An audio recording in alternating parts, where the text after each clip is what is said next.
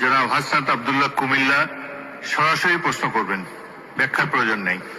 আসসালামু আলাইকুম। যেহেতু শিক্ষা নিয়ে কথা হচ্ছে, আমাদের বর্তমানে মাননীয় স্পিকার, আমরা যদি বর্তমান শিক্ষা ব্যবস্থা দেখি, আমাদের এন্ট্রান্স ইনস্টিটিউশন গুলাতে, বিশেষ করে প্রাথমিক শিক্ষায় আমরা দেখছি যে ভর্তি প্রক্রিয়াতে আমাদের এখন দুইটা পদ্ধতি প্রচলিত ছিল। এডমিশন বাই মেরিট আগে প্রচলিত ছিল, এখন সেটা কনভার্ট হয়েছে এডমিশন বাই লটারির মাধ্যমে এখানে বাচ্চাদেরকে ভর্তি করা হয়। ফলত যেটা হয়েছে, ফিডার ইনস্টিটিউশন গুলোর শিক্ষার মান অনেক কমে গিয়েছে, যার ফলে টার্সিয়ারি এডুকেশন আমরা কোয়ালিটি সম্পন্ন ছাত্র আমরা বিশ্ববিদ্যালয়গুলোতে আমরা পাঠাতে পারি না।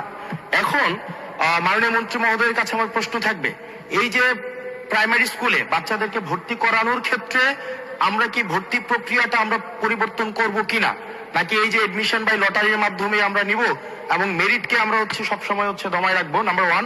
আর নাম্বার টু আমাদের বর্তমান শিক্ষা পদ্ধতিতে আমরা যদি দেখি, আমরা যারা পয়সা দিয়ে কিনতে পারে তারা এখন ইংরেজি মাধ্যমটা কিনছে, যারা পয়সা দিয়ে ইংরেজি মাধ্যম কিনতে পারে না তারাই কেবল আপনি যেই শিক্ষা পদ্ধতি আমাদের জন্য জনজীবনের জন্য আপনি চালু করেছেন সেটা আমরা কিনছি, আর যারা সেটাও কিনতে পারে না তারা মাদ্রাসা শিক্ষা পদ্ধতি কিনছে। আপনার কাছে প্রশ্ন যে আমাদের বর্তমানে একটা দেশে এই তিনটা শিক্ষা পদ্ধতি, যেটা অর্থনৈতিক অবস্থার উপরে নির্ভর করে চলে, এই তিনটা শিক্ষা পদ্ধতি জিয়ে রেখে আপনার কি মনে হয় যে আপনি একটা ইনক্লুসিভ শিক্ষা পদ্ধতি নিয়ে আমাদের দেশটাকে আগায় নিতে পারবেন? ধন্যবাদ।